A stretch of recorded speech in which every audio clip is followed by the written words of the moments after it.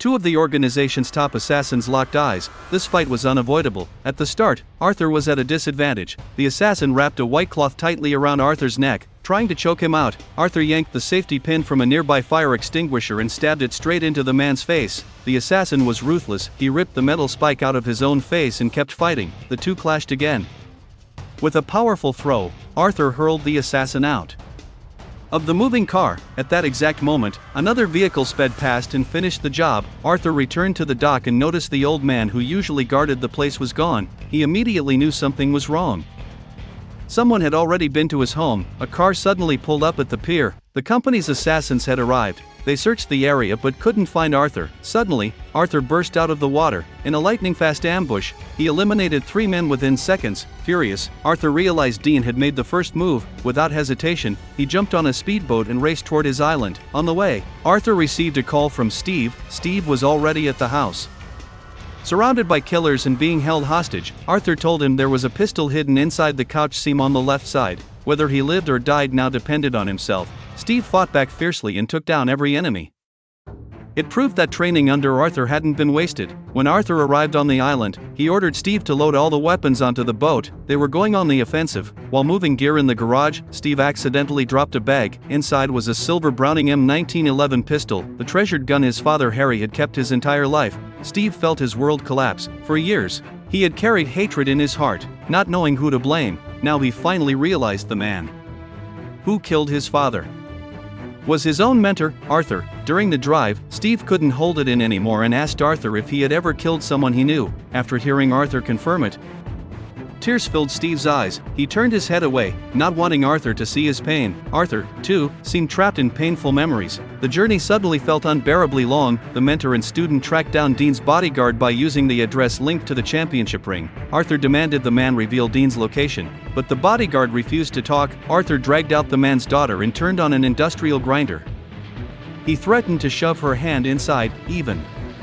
Then, the bodyguard stayed silent. Arthur hardened his heart, and finally, the man broke and gave up Dean's address. But the girl was never hurt. Arthur had secretly thrown a piece of meat into the grinder instead.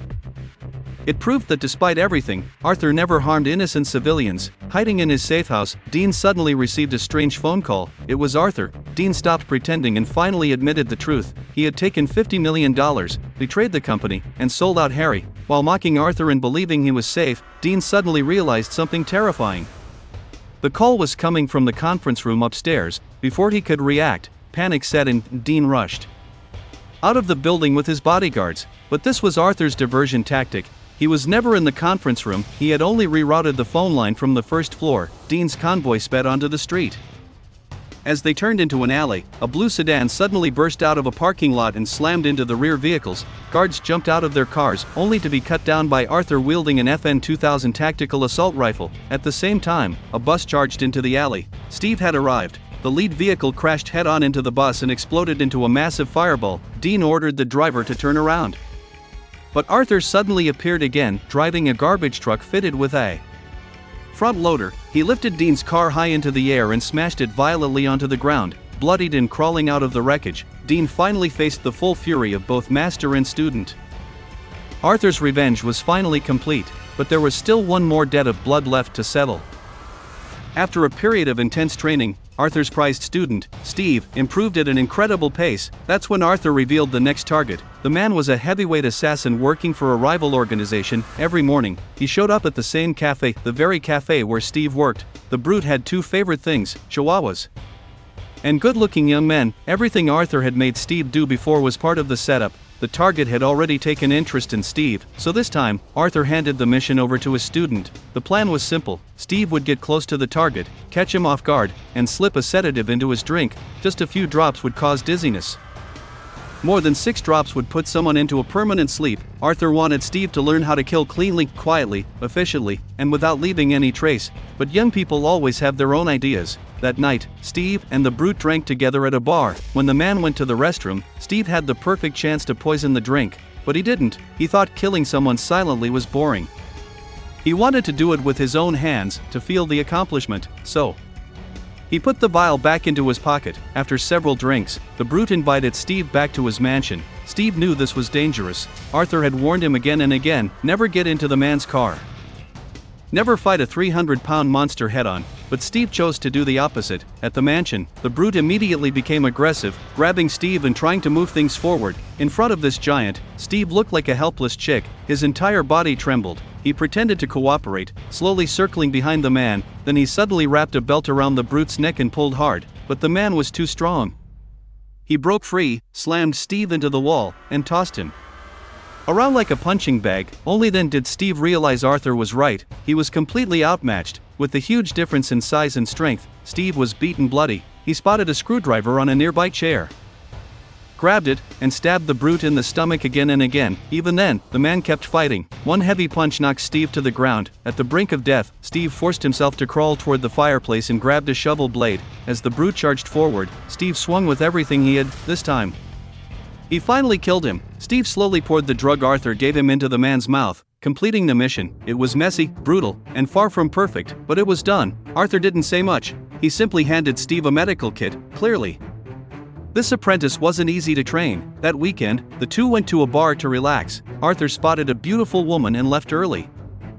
Steve stayed behind, drinking alone. He randomly picked up a woman, disappeared with her into an alley, then walked down the street feeling unstoppable. At that moment, Steve truly believed he had become a killer like Arthur, cool beyond cool. Meanwhile, the rescued Chihuahua finally found a new home. The girl even named the dog Arthur, because Steve caused too much chaos on the previous mission. Company boss Dean was furious. When he found out the killer was Harry's son, he became even more uneasy about Arthur's loyalty, so Dean assigned them another mission, a loyalty test. This time, the target was an obese cult leader, and the kill had to be completely silent, staged as a suicide.